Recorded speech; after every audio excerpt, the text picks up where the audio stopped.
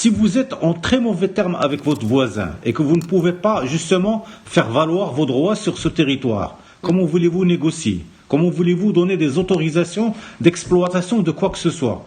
Aujourd'hui, nous sommes heureux d'avoir pu justement faire cette délimitation des eaux territoriales et que on peut très bien demain commencer à faire une exploitation naturelle, normale, des investissements qui vont avoir lieu sur ces territoires-là.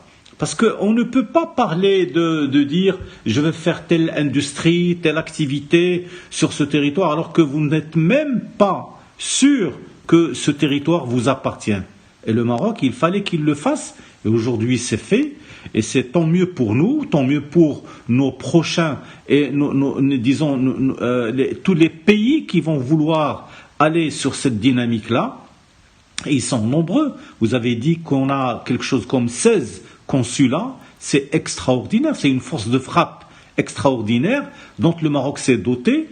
Parce que quand vous avez un consulat général des Émirats Arabes Unis, on oublie qu'avec les Émirats Arabes Unis que nous avons pu développer Tangemed.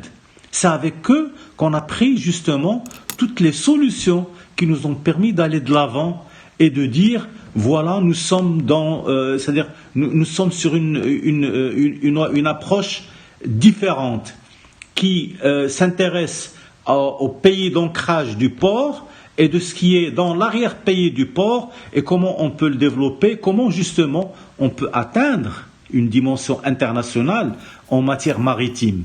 Et je pense qu'avec les Émirats, il y a des choses à prendre, il y a beaucoup de choses à faire et eux-mêmes, quand leurs investisseurs viendront dans les villes de Laayoune, de Dakhla et les autres villes, ils verront très très bien qu'il y a des opportunités qui ne demandent qu'à être saisies et que le développement avec ces pays-là ne peut se faire qu'à travers ce territoire, qu'à travers les personnes.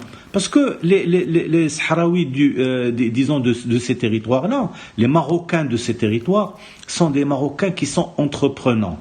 C'est des gens qui ont de l'initiative. Ils sont capables de créer de nouvelles opportunités que d'autres investisseurs ne peuvent pas faire. Et c'est pour cela qu'il faut véritablement être sûr que votre territoire vous appartient, que vous êtes sur une dynamique de développement qui va vous permettre d'aller le plus loin possible.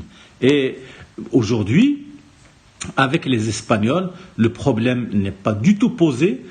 C'est vrai que nous avons des problèmes avec notre voisin, l'Algérie, qui n'ont pas compris. Parce que j'ai l'impression qu'avec l'Algérie, il n'y a pas un discours clair qui peut être entendu.